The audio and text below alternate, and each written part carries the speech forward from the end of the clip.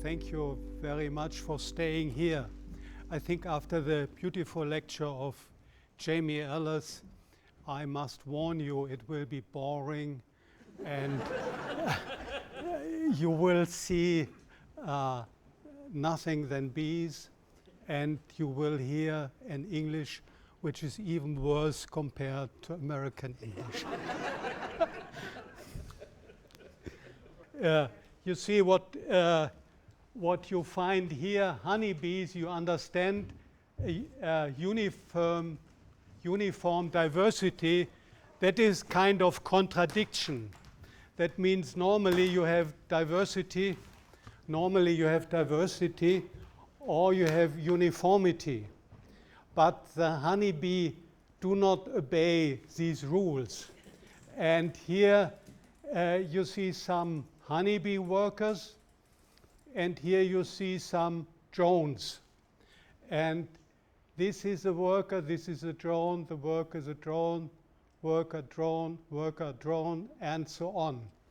And what you can easily see is that the diversity in size among the workers is much more expressed than the diversity of the drones. And this will be, I think this is a good introduction. You see they always look very similar, but there is a diversity. But I won't go on. I want to thank our sponsors, and the first one is Beware. I think that's British Beware, and the second one is Artisan Honey Company.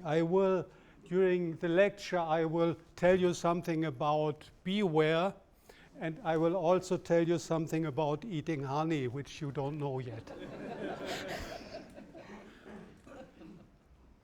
Yeah, let us start with, since I'm professor of zoology, I want to tell you that there are more than 3 million of insect species which we know, and there are conventional guesses which say there are about 30 million species around, and not all of them are discovered. We are interested in these 100,000 Hymenopterum. That is the class to which our honeybees belong. And now we have 9 identified species of Apis. Apis is an order of honeybees. And so if we are looking 3 million, then we have 9 here. The next question, of course, is why do we spend our time to talk about such a minority of insects? You see, 3 million, 9 species. And to carry on with the question, I want to ask the question, what makes Apis so special that we really spend our time with this minority? This is a picture from Catania, where we do some of our work. Catania is in Sicily, and so if you're working there, you can prolong your season. And you see the Mount Etna in the background, which has snow at that time. But carrying on with our question, what makes Apis so special? We can answer honey, the social energy storage. And that is Dr. Jakob Mogger from South Sudan, who was working with us for quite some time.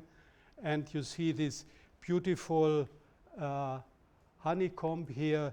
And it is not only the honey. The other thing which makes the honeybees so special are the colonies. And I want to point out that these several thousand bees, that is Apis korzenicovi here, and you see the combs, these are stationary. And that's a very important point in the biology, that you are on one side stationary, but on the other side you are mobile. That means you can move from one to the next location. And this is one of, I think, the next speaker which you see here. And here you see a swarm. These are mobile bees. And the key to understand the biology of wild bees is to follow the switch from the stationary colony to the mobile swarm. That is the answer to survival in many of the different areas which we are going to visit during this talk. Yeah, but now we have honey, stationary colonies, mobile swarms, and of course this is uniformity. That means all apis have these honey, stationary colonies, mobile swarms, and uniformity. There's no apis which does not have these three things. And it is very funny, you see, normally as an entomologist you always like to have a different opinion compared to your colleagues. So there are a lot of disputes about systematics of insects. You see, one will say that belongs to this order, the other one will say it belongs to the other order. But there's no dispute whatsoever what a honeybee is and what a honeybee is not. So we do really know, and I must point out, if you find honey, stationary colonies, mobile swarms, then of course it is a honeybee. Yeah. Okay, now we have to carry on and go a little bit and introduce some of the species here. These are the 9 species which are normally recognized. I won't read the names to you. I think you can read them yourselves, and later on we will discuss them in more details. But the question which we have to put now is, and you have to understand before I carry on, what is a species and what is a subspecies. And that is, again, the subject where you can read books on that one and you can argue and have different opinions. But for us, and I think principally, you can say we speak of a species if interbreeding is not possible, or in other words, if the result of such hybrids do not reproduce anymore. So all these honeybees cannot cross, and if you try, for example, korzenicovi with mellifera here, you will, in nature, you will not find hybrids, and if you do it artificially, the hybrids will not be viable. And opposite is what is a subspecies. And here we have the European subspecies, and subspecies are defined by taxonomic rules, but we can understand, and for this lecture it's enough to understand, that all these subspecies can be crossed, and the hybrids can be crossed and crossed and crossed, and at the end is what you see here. If you are looking at your bees in Great Britain, that's what is a result of crossing, crossing, crossing, crossing, normally. Yeah, of course, we look at diversity, but the diversity here is, let's say, hiding. It is another diversity which we have to address now. And so I want to introduce, this is Carnica, and the other one is the light one is Ligustica, the Italian bees, and this is mellifera, and oh, I forgot, You see, I wrote it is a German bee, but it. You laugh too early, you see. Really.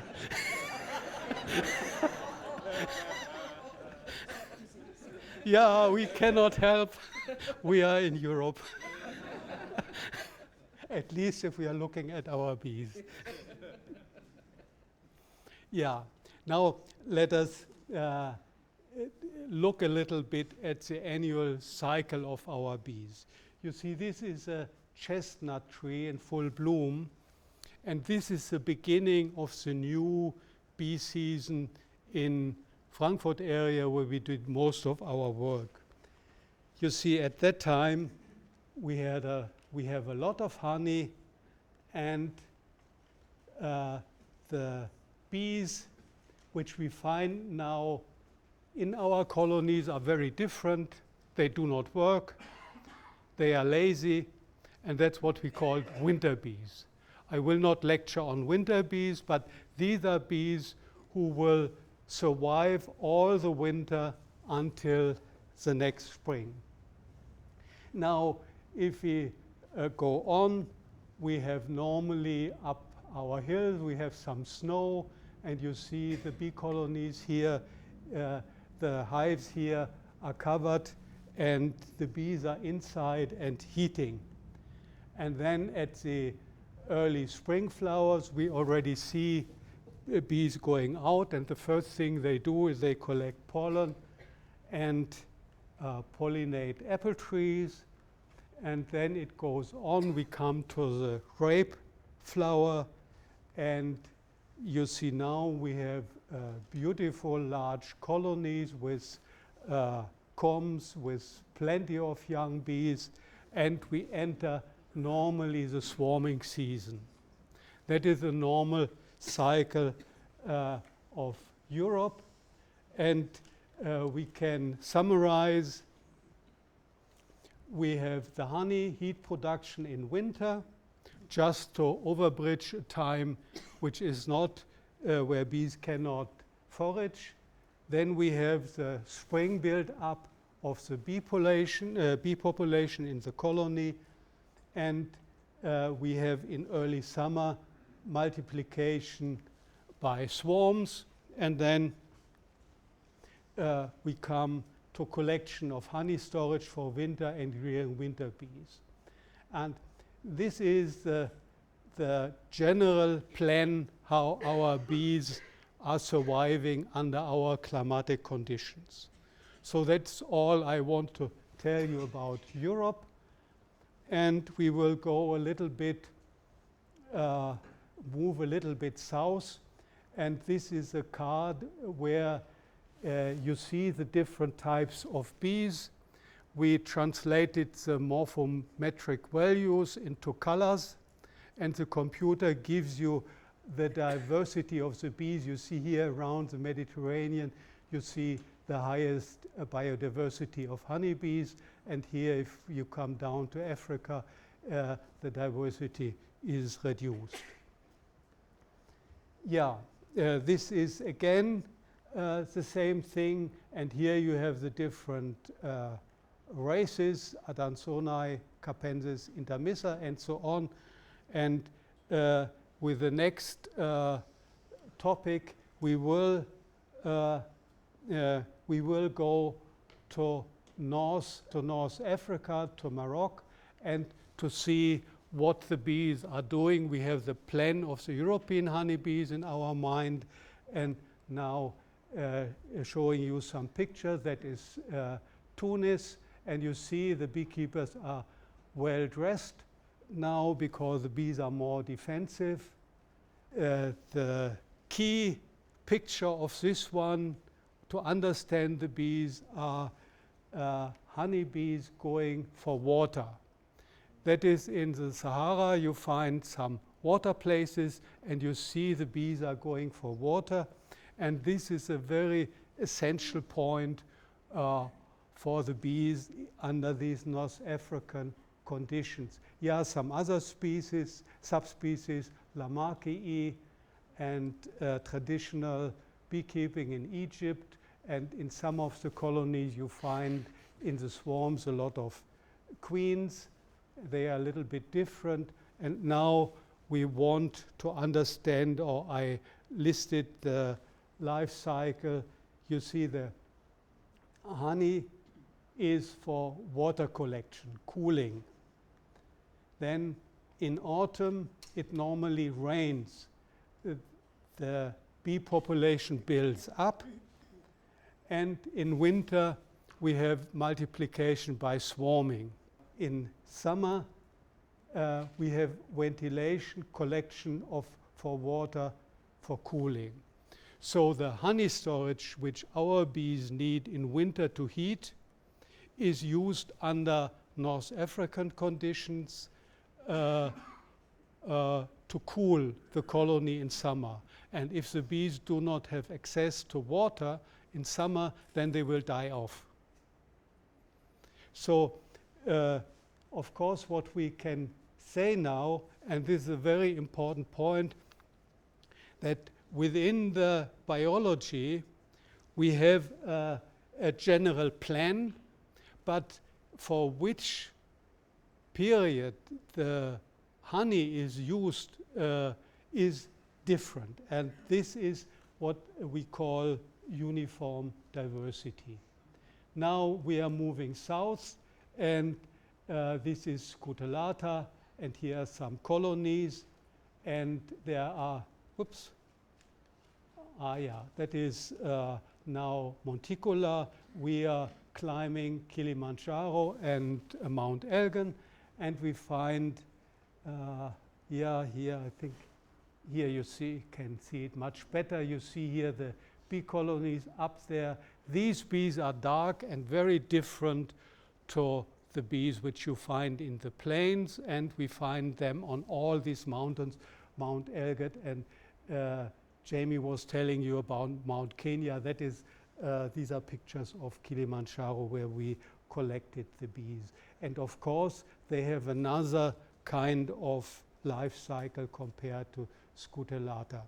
So now I want to leave a little bit my own subject, or the subject, and I want to tell you a little bit about a project which we did in Malawi at the Nika National Park. You see, that's a very beautiful area. I do not know whether one of you had the chances to see that, but if you know the history of this place, it is kind of sad, because the life president decided that it should be a national park. He sent his soldiers, and they took out all the villagers from the area, and then he put in his rangers.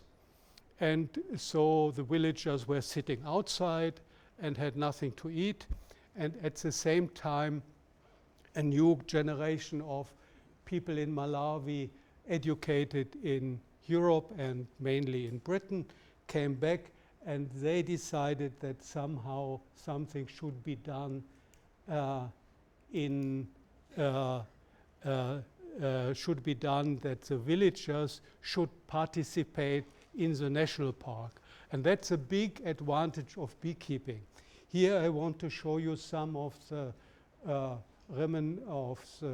rests of traditional beekeeping. That is a traditional beekeeping, and that is what they were offering at the road, some of the people. And the key animal to beekeeping in Malawi is a honey badger, because if you have a traditional hive, it's high enough so the honey badger cannot do, but we had some colleagues from Sweden who tried traditional European boxes, and I think everybody who worked in Africa will make this experience. The honey badger likes these boxes, but the bees not. So we started to have hive kits. We were working now in the national park, and that means we could not cut any wood or anything. We could not do anything against conservation rules, so we had to transport hive kits into the park, and some of the sections of the park were assigned to the villages, and each village had a beekeeping club. And here you see the bee suit, which is a very important item if you're working with Scutellata. These bees are really defensive, and so this was the first. We did not have enough money to buy from Europe, so we had to construct the things ourselves. But our rule was every visitor who would come should wear one of the local bee suits. Yeah, here that is a typical, I think I don't want to go into that, Topper beekeeping, and we had very honey production. Yeah, British beeware would be very, very good to have here, but the people were so poor they couldn't spend, so we had to build it on the spot. Yeah, the German taxpayer always wants, it was a developmental program of the GTZ, which is the German Development Agency, and the taxpayer normally want that half of the money, at least half of the money, goes to the ladies. And so we had lady beekeeping clubs, and these are the star ladies, but we had a big problem because our trainers were men, and so the ladies did not learn the lessons. And so what happens is that they hired men who would treat the colonies. The result was that he would take all the honey, and they would look nice, but they would not have any money. So then we started to get our own, in the wildlife department, who was our counterpart in those days. It was difficult to get a lady employed, but we got one. And these are the Mabalachanda ladies, and they were one of our most successful beekeeping clubs. Yeah, so that was a little bit about a small developmental program which we did in those days, but we want to return to our discussion. You see, for Scutellata, the honey is fuel for swarms. You see, you must imagine that they live in a climate where there is no prediction possible. You see, if you are here coming out of the winter, you know spring is coming, and if you are in the summer, you know autumn and winter is coming. But that is very different in the climatic conditions of the higher plains of South Africa. So they depend on rain, then everything will flower, and they can build up the colonies. They will collect all the honey, and in those days bees will fly out and fly out and fly out and get a lot of honey. And then the drought comes, and we have multiplication. That means these colonies divide into many, many, many swarms, and each swarm takes honey and disperses, just to find a chance to hit an area where the rain will come next time. It may be that there are places where it will take 3 years until the next rain will come, and bees won't survive if they will stay in this place. So this dispersal is a very important feature of their biology. And if you compare it to the life cycles which we have discussed before, you see it's very different to the life cycle we have seen in North Africa and we have seen in Europe. But you see, now I'm telling you, but how do we know that this life cycle is really important and really matters? Yeah, now we have to jump from Africa to somewhere here, because our colleague, Professor Kerr, took some colonies from South Africa to South America. And in those days, the bees which were kept in Brazil were descendants of European bees. and the bees could not survive without the care of the beekeeping. And this is Ribeirão Preto, the university, the place where the colonies were brought. And now the very dramatic, this was 1957, and these Cutellatas escaped, and that is what was going on. And now you see, when we are going to Jamie's place in Gainesville in Florida, we are already very near to the so-called Africanized bees. So this is really a very, very good demonstration that these small changes within the university, the uniform diversity, really count and play a major role. These Africanized bees are able to survive without beekeepers, and they found a continent where they could spread and where they could flourish up to today. Yeah. Now to give you a little bit some of the pictures, you see the size of the smoker here. And again, British beeware would be very suitable here. You see the killer bees. I don't have to comment. Of course, they are no killer bees. But the problem is that if you are used to European bees, we always see it with our students if we take them to these countries. If they are used to European bees and they are exposed to African or Asian honeybees, then they are lost the first time, because they do not understand. You see, the single bee stinging you is not much worse than it is in England or in Germany, but there is no single bee. These are thousands, and very soon you cannot look through your veil anymore, because there are all the bees trying to sting you, and every mistake you make may have drastic consequences. Yeah. So we were in South America, and now just to give you an orientation, this is Halle University where we work now, and we will now go to Sri Lanka and to Borneo mainly, and we will also spend some time in Thailand. Yeah, that is a very different scenery at which we will look now. You see, we have now 5 species: Mellifera, Kochevnikovi, Noluensis, Nicrocincta, and Serrana. And these are cavity-dwelling species. That means these bees are living in natural hives, if you want to tell that.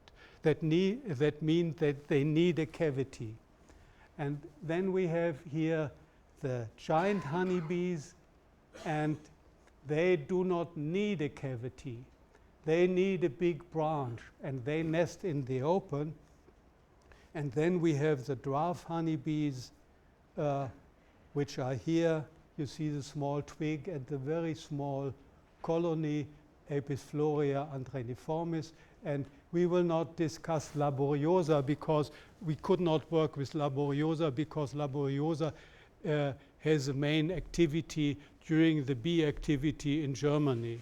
So normally we could only leave the university and the institute during January, February, and March. And in those days in Nepal, conditions are not okay, but in Borneo and Thailand and Sri Lanka they are. Yeah. Now let us look at the general nest construction. You see, the most important thing is a bee space for the cavity-dwelling bees. That is the place where all the social work happens.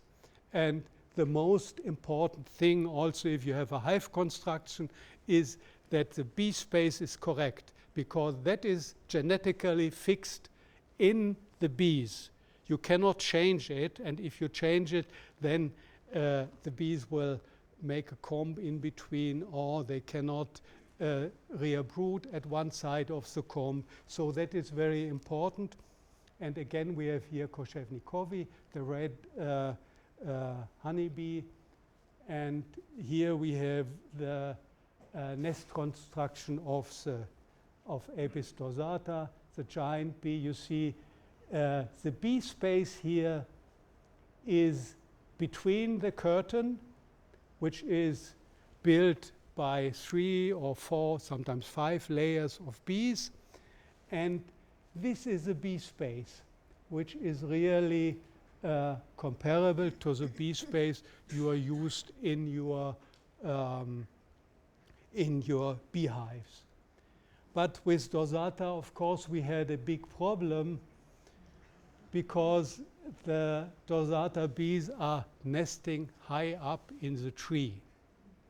And if you want to do bee research, it's difficult to do it through binoculars.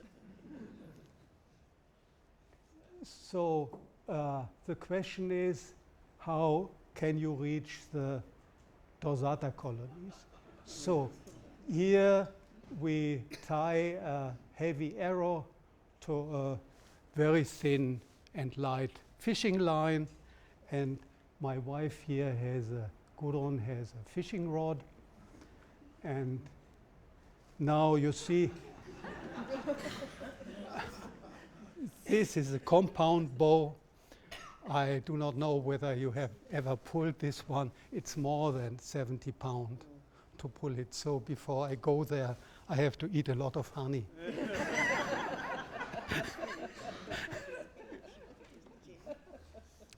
And you know what she is saying now? Don't hit the comb. Because if you hit the comb, the bees will come down. And that means you have to run very fast and very, very wide. Yeah. So now the heavy arrow pulls the fishing line over, and the next thing is you have to tie a strong line. You have to tie a strong line to the small fishing line, and you see here Gudrun has pulled it, and you see the strong line over here. But now the strong line pulls the climbing rope that is here, difficult to see, but here you see the colonies. And here you see short rest halfway up. You must imagine that these trees are much higher than they are here. So this is about 40 meters high where you have to climb up there. And you see, if I would have eaten enough honey, I would not have needed the rest. But you see, equal rights in tree climbing. Gudrun is going up.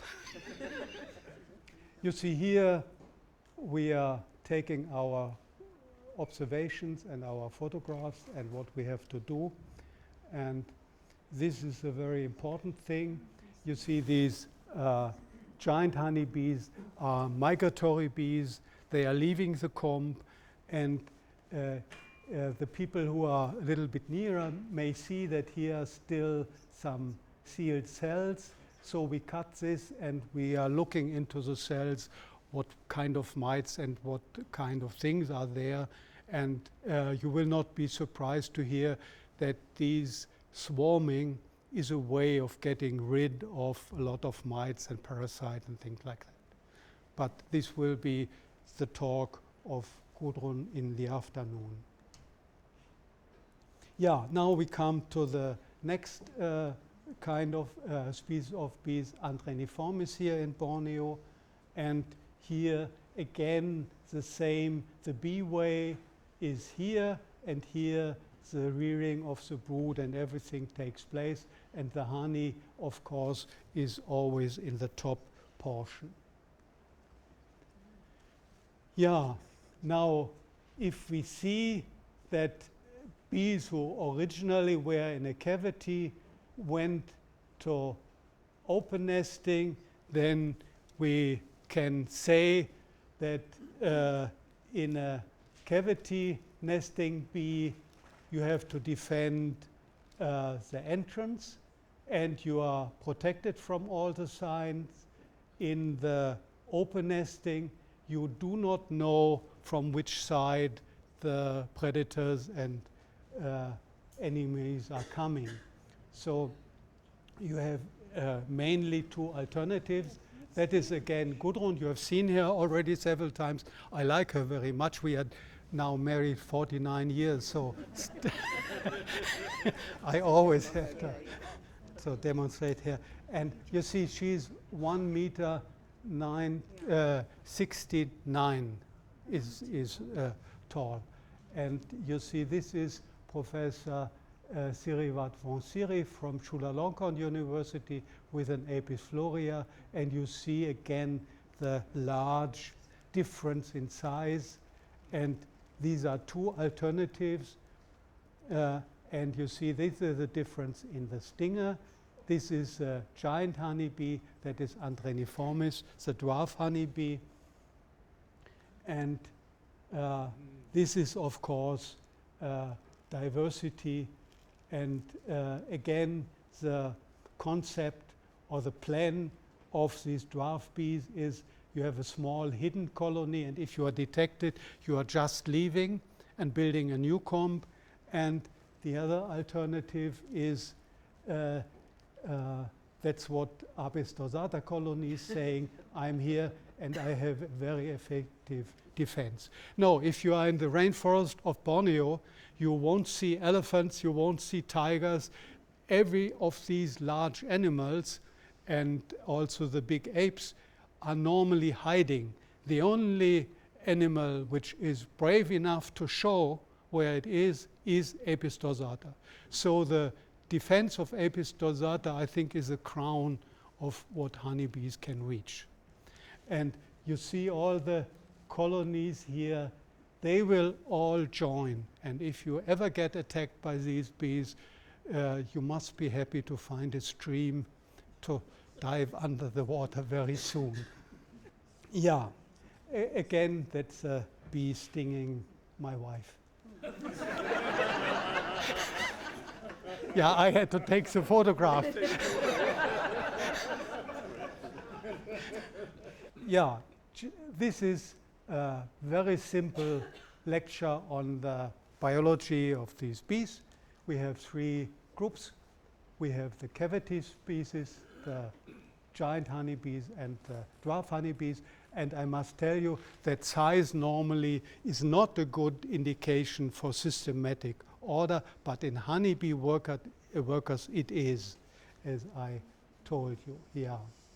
Again, we have the evolutionary kind of idea which comes out of that one. We had first cavity nesting bees which are going up to Mellifera and Serrana, and then first we have the open nesting bees going to one side and the giant bees coming later, and here the dorsata, Andreniformis, and Koshevnikovi, the red bee.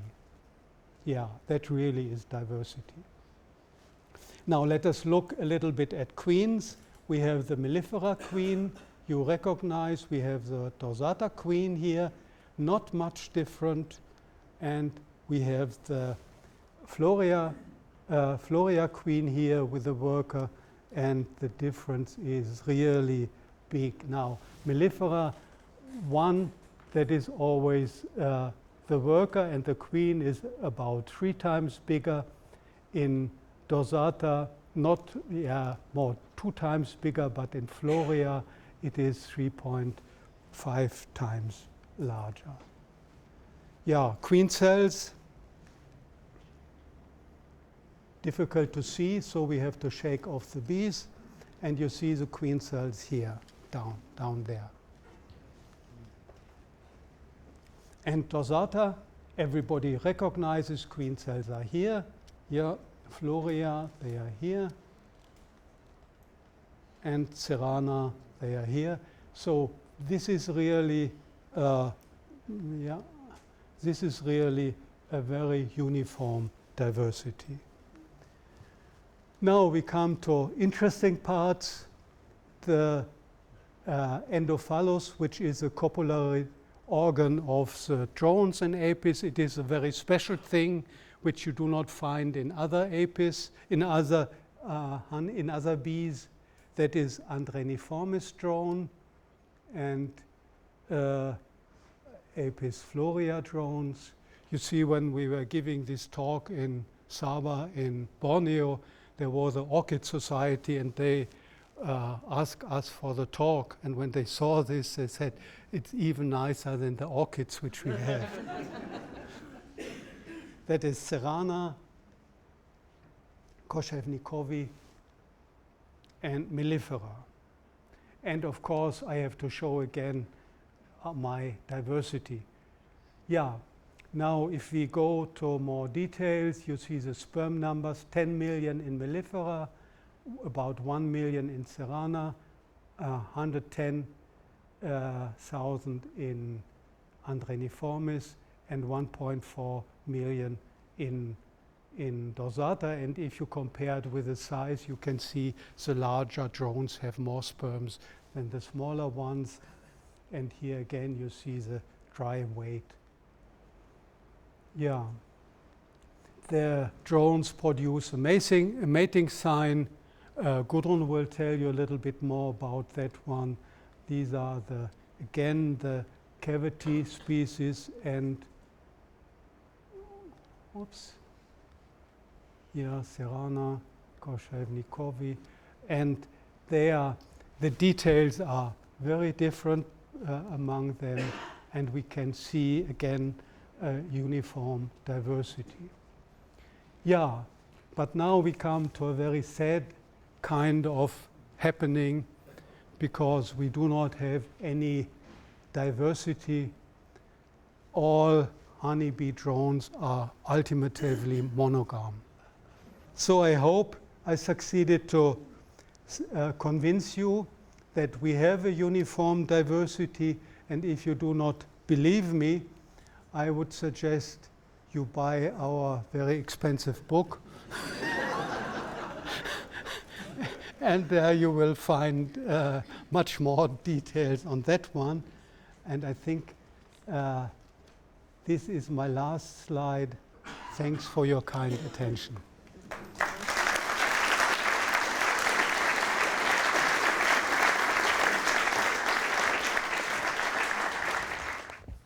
Your slide showed on Apis dorsata comb very few queen cells.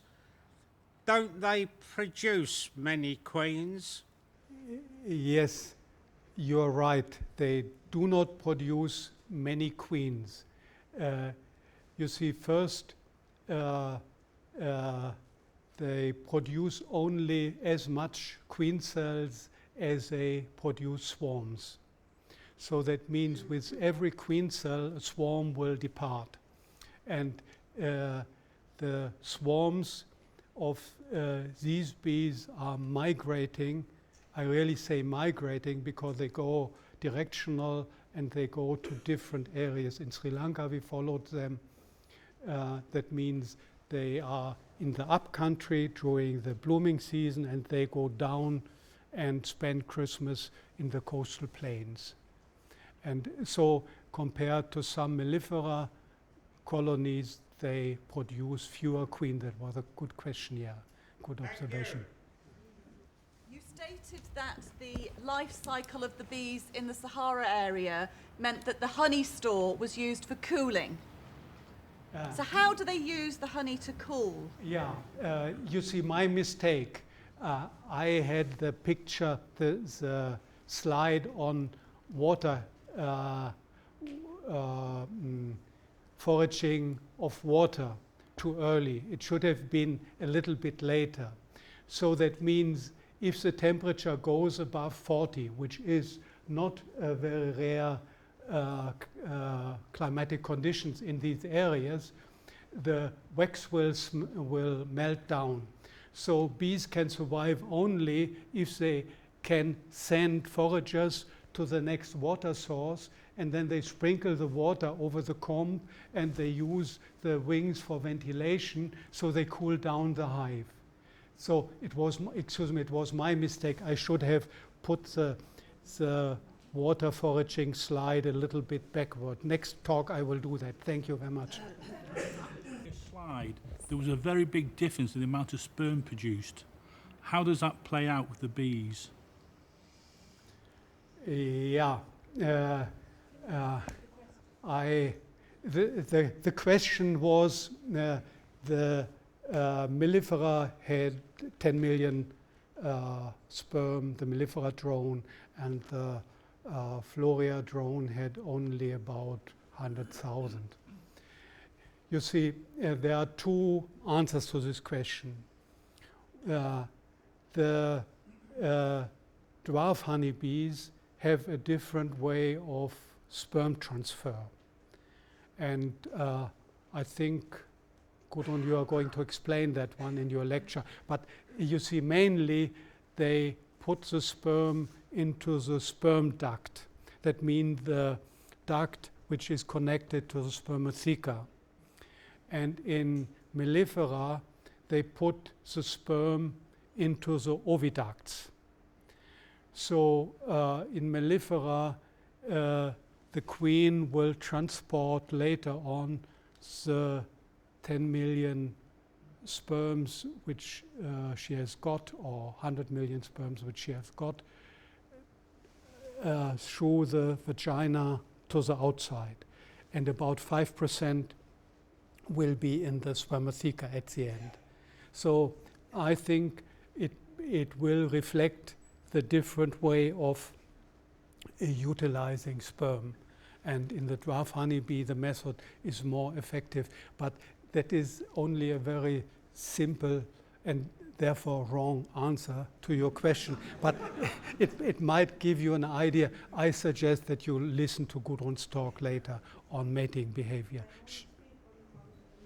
I don't speak. Do migrating bees return to the same comb, or do they build new comb on the same tree? Yeah, that is right. You see, normally it will take a year until they return. And you see, the wax moths are a very good companion of these honeybees, because they will eat all the combs, the empty combs.